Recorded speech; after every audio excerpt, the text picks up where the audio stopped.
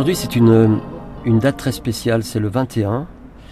Le 21 avril. Et ce que je voudrais dire déjà au départ, j'ai un grand ami qui vient de partir ce matin d'une crise cardiaque. Il avait 80 ans, mon âge. Et c'est un grand bonhomme, c'est un grand philosophe, Bernard Chouraqui. Donc ça a été un choc très violent pour moi ce matin.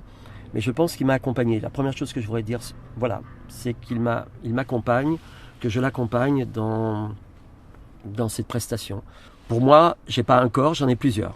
Voilà, je me dédouble et j'arrive à comprendre que je n'ai pas un cœur statuaire humain, qui est en fait une statue et qui attend la mort tout simplement, programmé, donné, accepté. Moi non, j'ai décidé de ne point crever. Donc ça c'est ma base à celles et ceux qui farouchement, héroïquement, ont décidé de ne point mourir.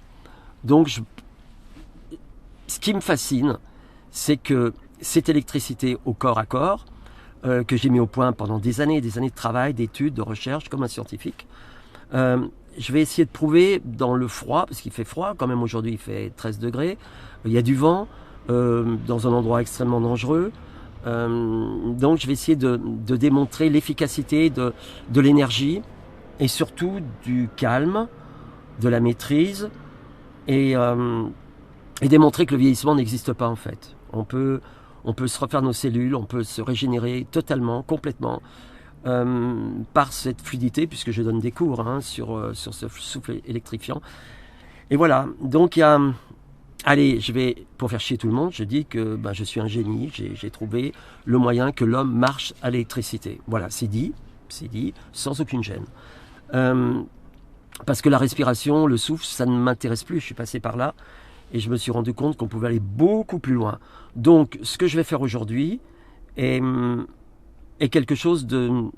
Voilà, où il y a le vide. Alors le vide, c'est l'émotionnel, le vide, c'est la peur, c'est la crainte, c'est l'angoisse, et surtout, c'est le poids le plus absolu que l'humanité se porte, c'est-à-dire cette problématique de la mort.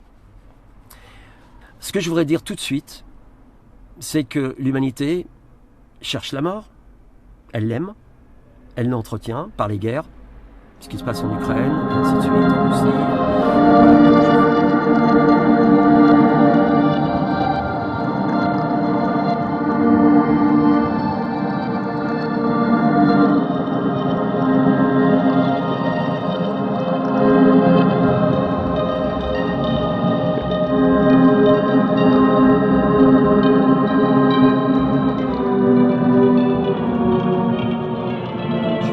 Votre humanité, comment elle fonctionne, je ne comprends pas. Je suis humain, mais je ne suis pas inhumain.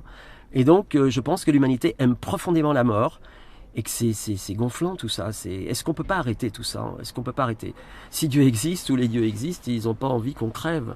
C'est pas, puisque c'est le bien. Donc, je ne vois pas comment ça peut fonctionner, l'histoire. Donc, je démonte, ça fait longtemps, par ce saut du Groenland.